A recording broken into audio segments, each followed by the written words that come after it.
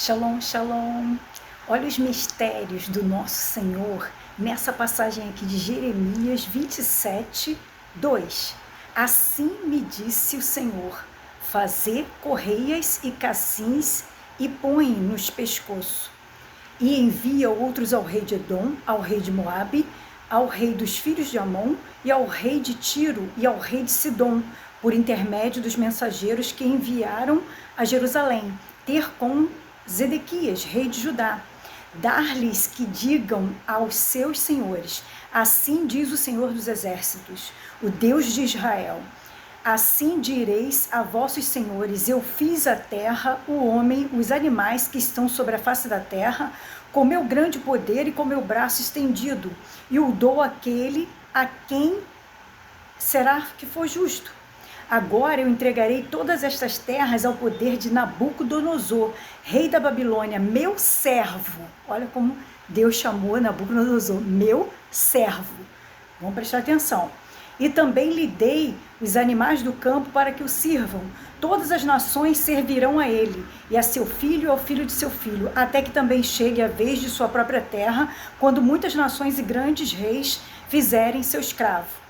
Se alguma nação e rei não servirem o mesmo Nabucodonosor, o rei da Babilônia, e não puserem no pescoço, debaixo do jugo do rei da Babilônia, e essa nação eu castigarei com espada, com fome, com peste, diz o Senhor dos Exércitos, até que eu consuma pela sua mão. Não deis ouvidos aos vossos profetas e aos vossos adivinhos, e aos vossos sonhadores, ou vossos agoeiros, ou vossos encantadores, que vos falam dizendo: não servireis ao rei da Babilônia, porque eles vos profetizam mentiras, para vos mandarem para longe de vossa terra, e para que eu os expulse e pereças.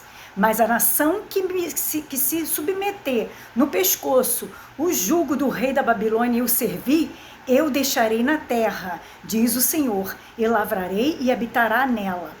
Bom, aqui Deus deu uma missão a Jeremias, para Jeremias levar em relação a todos os reis, falando, era para fazer para ele também usar também, no pescoço, colocar um jugo, como se fosse um cordão, um colar, né, feito de cassis, feito assim um colar, dizendo que ia ter que se submeter ao reinado do rei da Babilônia, que era Deus que estava colocando todo mundo para poder subjugar o teu próprio povo, que o povo ali de Israel estava desviado. Então Deus fez isso para mandar eles para a Babilônia, para poder tratar com esse povo, que esse povo está adorando outros deuses, estava fazendo já coisas abomináveis. Então havia já corrupção, várias coisas envolvidas, e Deus queria dar uma lição, vamos dizer assim, a essa nação de Israel. Mas olha que interessante, a gente geralmente vê as pregações, todo mundo vai e fala as partes boas, né? As coisas muito lindas. É bom quando a gente está no início da conversão. Só que quando você vai amadurecendo, espiritualmente, você tem que ver já essas coisas, que nosso Deus é um mistério. Foi o nosso próprio Deus que colocou todos os outros reinos embaixo do jugo do rei da Babilônia, que era Nabucodonosor. E olha que Deus chamou ele como servo nesse período. Nesse período, Deus, que ele serviu a Deus, porque a ordem que Deus queria que ele fizesse, né, que quando pegasse para guerrear contra ali a Israel ali, e tomasse eles todos como escravo, e o próprio Deus pediu que também o próprio rei de lá de Judá também se submetesse a esse jugo, senão ele iria morrer por peste, por fome, por seca, aquela coisa toda que Deus já tinha avisado. Deus sempre avisa os seus justos. Revela sempre tudo. A gente é que finge que não entendeu, mas Deus avisa. E o que aconteceu? Nesse período aqui, Deus chamou Nabucodonosor de servo. Olha que interessante essa passagem. Servo. Como pode? Aí lá na frente, aí depois tudo bem, aí o povo se submete a Babilônia, perdem ali a guerra e vão todos como escravos para a Babilônia, todo mundo sabe, onde foi Daniel, seus amigos de Daniel, eram os adolescentes, foram para lá, se criaram lá e ficaram 70 anos lá para cumprir esse jugo. Então, assim, o próprio Deus tratando com o teu próprio povo, ao mesmo tempo que o nosso Deus, ele é bondoso, misericordioso, ele dá várias oportunidades a várias pessoas na história que nós vimos, até nós mesmos hoje em dia, ele dá muitas oportunidades para nós que não aproveitamos. Você vê que esse mesmo Deus, ele colocou uma nação inteira para poder dar uma lição a uma nação inteira, para tratar essa nação em relação. O que ele fez? Aí você vê, tem pessoas que estão falando que não quer se envolver na política, não quer que o cristão se envolva na política, não quer que o cristão participe da sua cidadania em relação à política. Isso aqui era pura política. Deus ali, ele mostrou que ele é o poder, ele é que manda em tudo e em todos. O inimigo ali que era de Israel, que ele deu esse próprio a Israel, esse jugo, de colocar no pescoço ali, que seria simbólico para a nação usar esse jugo, mas era o jugo de se submeter a uma outra nação, que não era sua nação, que não era dos seus costumes, não era nada, já que eles estavam lá se desfazendo do nosso Deus, com coisas abomináveis, fazendo tudo que estava fora dos princípios e dos mandamentos de Deus, e com corrupção entrou várias coisas entraram, corrupção, parte em relação a servir outros deuses que não eram o Deus de Israel. Então, assim, Deus quis mostrar para eles que ele usa do próprio inimigo para dar uma lição na gente. Simples assim, quando a gente está errado. Então, às vezes, nem tudo é o capeta, é o diabo, que às vezes está te amassando em algum processo, algum deserto.